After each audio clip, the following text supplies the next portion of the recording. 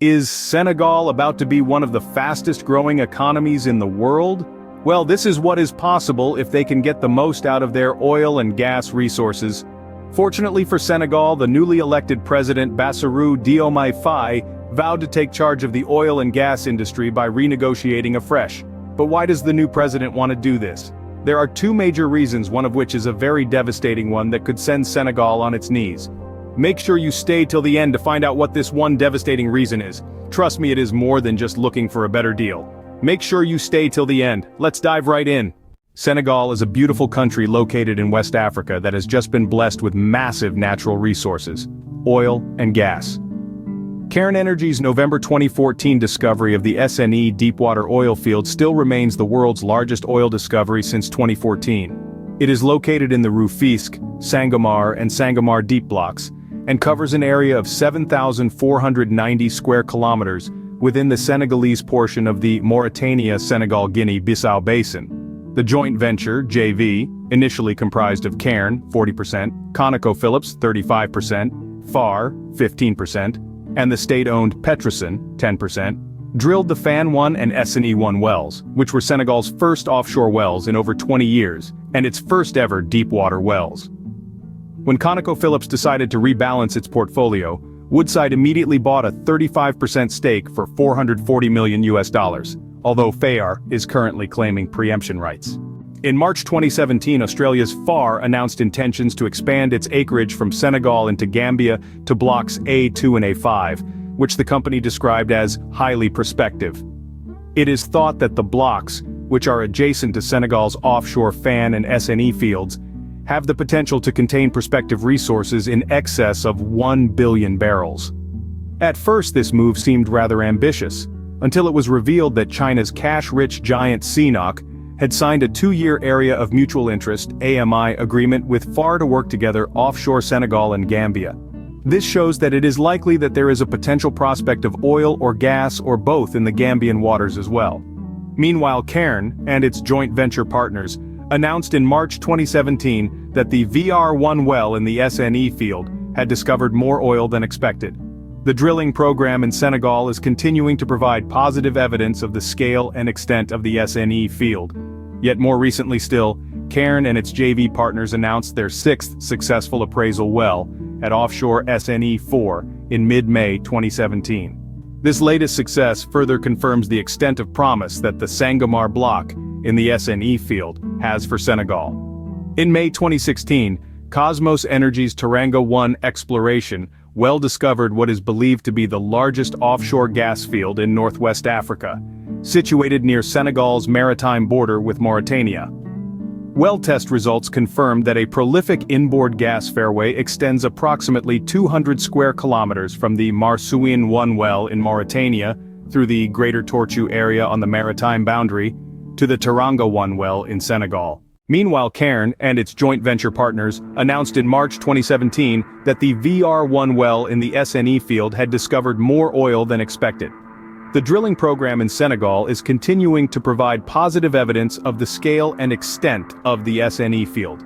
Yet more recently still, Cairn and IT's JV partners announced their 6th successful appraisal well at offshore SNE4 in mid-May 2017. This latest success further confirms the extent of promise that the Sangomar block in the SNE field has for Senegal. In May 2016, Kosmos Energy's Teranga 1 exploration well discovered what is believed to be the largest offshore gas field in northwest Africa, situated near Senegal's maritime border with Mauritania. Well test results confirmed that a prolific inboard gas fairway extends approximately 200 square kilometers from the Marsouin 1 well in Mauritania, through the Greater Tortue area on the maritime boundary, to the Teranga 1 well in Senegal. This is a humble request to please support our work by liking this video and subscribing to the African Pacific YouTube channel, a Gambian-owned channel looking into both the good and bad happenings of the motherland that are often ignored by mainstream media. Please show your support by liking and subscribing, thank you so much. But what is the second disastrous reason as stated at the beginning of this video? This is what we are about to look at. It is something scary and it is very likely to send Senegal to the ground. But before we get there, what are the big oil and gas giants' expressions in all this renegotiation thing? Well, Cosmos Energy has expressed expectations for a continued business-friendly environment in Senegal. BP's executive vice president responsible for production and operations, Gordon Birrell, expressed the company's desire to maintain a constructive relationship with President Faye. Birrell is planning to meet with Faye once the new government is established. Meanwhile, Woodside Energy Group did not provide a comment on the matter. The previous president, Macky Sall, has warned that renegotiating existing contracts could have disastrous consequences for Senegal. Oil and gas contracts can always be improved, but frankly, thinking that we can change the contracts already signed with the companies is not possible, he was quoted as saying. However, the International Monetary Fund, IMF, has already adjusted its economic growth forecast for the country, reducing it to 8.3% from 10.6% due to earlier delays in these key energy projects. These developments are expected to enable exports of up to 100,000 barrels of oil per day and at least 2.5 million tons of LNG annually. Further scrutiny has been cast on the legitimacy of past agreements, particularly a deal related to the transfer of the St. Louis and Kayar concessions, which are currently owned by BP. In November 2023, reports emerged that BP exited the Yakar Teranga natural gas field offshore Senegal, following disagreements with the local government.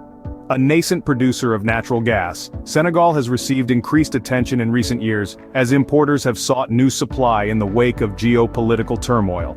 And within the country, the gas fields are seen as a pathway to further electrification and economic development. General electrification for the entire population will become a reality, Sokna Ba, the youngest member of Senegal's parliament, said in an interview in the capital Dakar late last year. The revenue could also be used to improve the living conditions of the population. But a string of delays in BP's $4.8 billion Grand Tortue Amayim or GTA gas project, with the latest coming just last month, has meant it won't happen soon. Most recently, headlines have been about setbacks in Senegal's exploitation of gas. First came the delay of oil and gas production from the Sangomar and GTA fields, followed by BP's withdrawal from the Yakar Teranga project, with Cosmos Energy taking over BP's interest. As a result of the latter, Petrosen, Senegal's national oil company, may substantially increase its stake in Yakar Teranga. BP is the project's operator with a 56% stake. Cosmos Energy holds a 27% stake. Senegal, through its national oil company Petrosen, holds 10%, and Mauritania, through its SMHPM oil company, 7% according to Reuters. Now let's get to the second reason, which is a disastrous reason why Senegal must increase its stake in its oil and gas fields from the recent 10% stake it was given.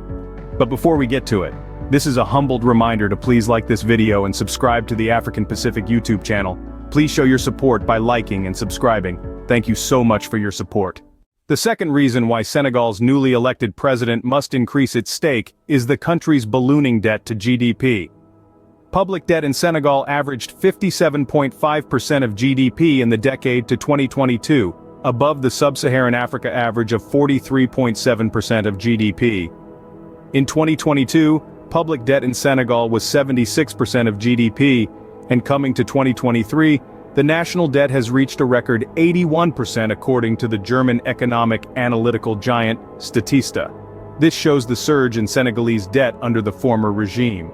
From 46% in 2012, exactly when the ex-president came into power, to 81% in 2023 according to the International Monetary Fund, IMF. But how does this concern the oil and gas industry? What is their correlation? How are they related? Now let me explain. Debt to GDP of 81% means 81% of Senegal's GDP, which is around $28 billion, is going towards debt repayments and financing. This means that Faye will only have less than 20% to work with, which means he is going to have to spend carefully. If not, taking further national loans will plunge the country into a debt crisis worse than what they are already in. So to reduce the nation's dependence on loans, a substitute is needed to bring in steady cash flow for the PASTEF regime that is not loan-based. Looking at Senegal right now, that extra asset that will bring in money for the government is no other than the oil and gas industry. Because Senegal's only 10% stake in its own oil and gas industry won't do much. This means further national borrowing will be continued, which is detrimental to the country unless it is used to build assets for the nation, which will guarantee cash flow and not be spent on massive liabilities as widely seen in other African countries, that use debt to finance liabilities. In this manner, plunging their country into a serious debt crisis and perpetuating the vicious cycle of never-ending borrowing. This doesn't make sense at all. This is why the PASTEF regime must take charge and renegotiate again. Let us know what you think about this in the comments section below. This is the end of this video. Please like, share and subscribe to the African Pacific YouTube channel. We love you all and Eid Mubarak to you all, and don't forget our Salabo.